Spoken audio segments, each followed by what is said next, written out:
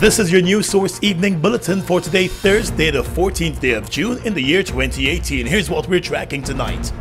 Piles of expired food items were confiscated and removed from the Stabroek Bazaar this afternoon as the Meat, Food and Hygiene section of the Georgetown Mayor and City Council conducted a special exercise which targeted expired goods. Mostly confectionaries were seized and taken to a location to be destroyed. The Assistant Chief Meat and Food Inspector Abiola Baker expressed serious concerns over the expired items being sold to families and children. Well, the exercise today is to rid the bazaar of expired products being sold to consumers, and as you know, some people are not aware of checking their date markings and so that's the reason why we're out here, to ensure that what the consumers purchase are wholesome and fit for human consumption. Most of the vendors cooperated with the City Council representatives during the exercise. However, some of them requested that they be allowed to take the expired items home. That was not allowed, and the City Council removed all of the items that were seized. The expiry date is just one aspect of it. The storage conditions, how it is exposed for sale and all those kind of things. It tells a lot, and that also have a danger, or it poses a danger to the product itself. The City Council officials said expired items are mostly found within the marketplace, but she has also called on consumers to read the labels of products they are purchasing to ensure those products are not expired. Some good news to report in the world of business. The Guyana Private Sector Commission welcomed the Hard Rock Cafe with open arms this afternoon as officials of the company met with executives and members of the leading private sector representative group in the country. The Hard Rock Cafe is getting ready to open its first branch in the English-speaking Caribbean in Guyana. The first cafe will be located in the Movie Town complex on the east coast of Demerara. The Hard Rock Cafe is an internationally known chain of restaurants that have been around for more than 4 decades. Representative of the franchise Herschel Ramesar told the PSC officials that his company is excited about Guyana's future and doing business in Guyana. He said the restaurant chain will depend heavily on local products and services and will develop key partnerships with local companies. We would like to showcase Guyana through the Hard Rock Cafe, and in doing so, not only through the local workforce, but by utilizing as much of the locally manufactured products and as much of the local service providers as we can. Chairman of the Private Sector Commission Eddie Boyer welcomed the move by the company to open its doors in Guyana. He said he is very confident of Guyana's future and investments like the Hard Rock Cafe must be welcomed. I don't know in my career if I've seen bankrupt businesses in Guyana. Right? Now we see bankrupt businesses in the US, some parts of the Caribbean, but not in Guyana. Nobody goes bankrupt in Guyana. They might tell you you're not making money, you're not doing well.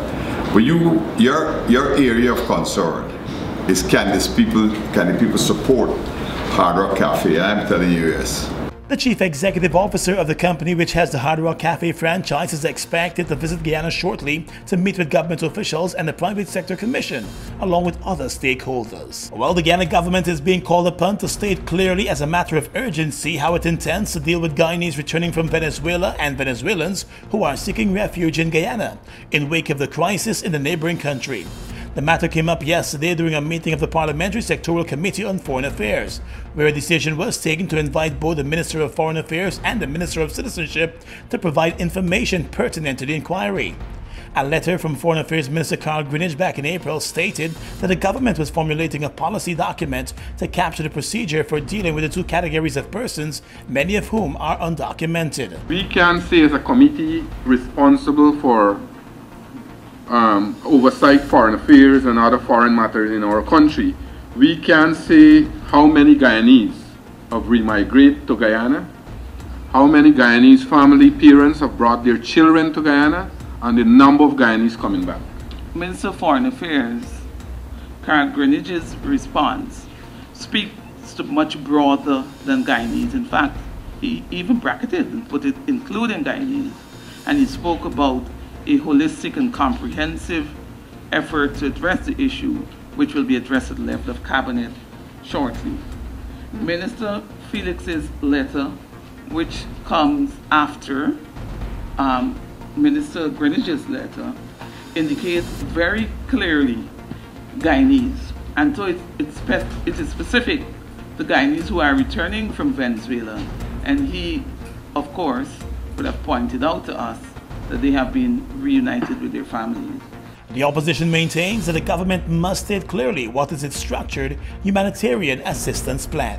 And finally this evening, a Berbice magistrate is coming under fire after he allegedly described police investigators as a pack of jokers during a court case yesterday. The Springlands magistrate reportedly made the remark during the appearance of an alleged high seas pirate who is facing several murder charges. There was reportedly some confusion in the courtroom with regards to some of the details of the charges, and it was then that Magistrate Rabindranath Singh allegedly lashed out at the police by describing them in his courtroom as a pack of jokers. Attorneys and other representatives in the courtroom were taken aback by the magistrate's remarks. Acting Police Commissioner David Ramnarayan was also taken aback by the remarks when he learnt of them.